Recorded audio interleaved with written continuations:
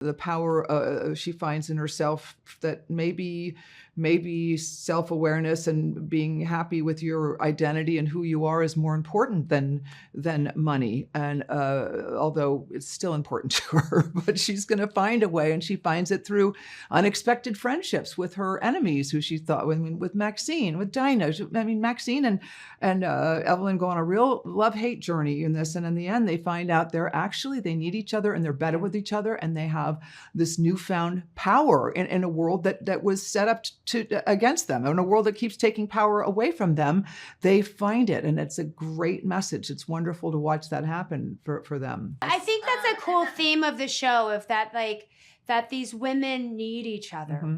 Even though at that time period, it's sort of, they were all pitted, and it was all about your station, and you were always jockeying, and everyone's like, and then what Abe so beautifully does is reminds all of us, and reminds these characters, and reminds the viewer that you are better as a we versus an I, as a collective, as finding a community.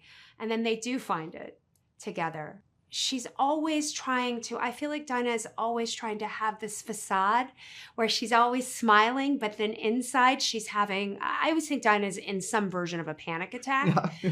Always. At every time. But she's fine, but she's always in a constant panic attack and trying to figure it out. So that was something that very much resonated with me, and something I actually learned from this season was, I was like, oh, like these women, I have spent my entire life feeling like, oh, it's me against the world, and I'm going to push a rock up a hill. And I was like, I got to be strong. And I was like, it's so exhausting.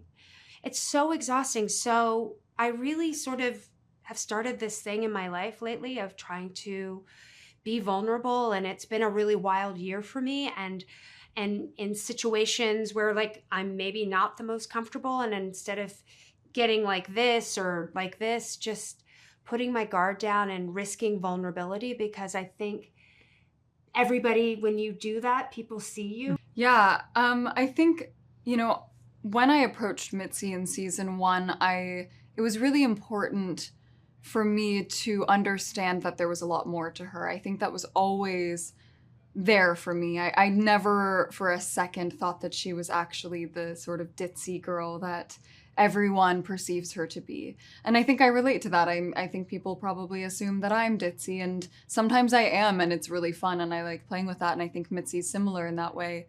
But I think with season 2, it was like, now I can actually show Mitzi's strength and find where it lives in her, and she's discovering it in real time, finding the agency that she has over her own life, finding her voice quite literally. And Abe, our wonderful showrunner, really spent a lot of time talking to me about Mitzi's transformation this season, and we really wanted to show that. And so I hope that people can recognize that, because I think, like a lot of the characters in the show, she's masking a lot of the time, and has realized that maybe it's safer in the world for her if she just presents in a simpler way that's easier to digest, where people go, oh, we don't have to worry about you, and then she can kind of move in secret. It's so much fun to play.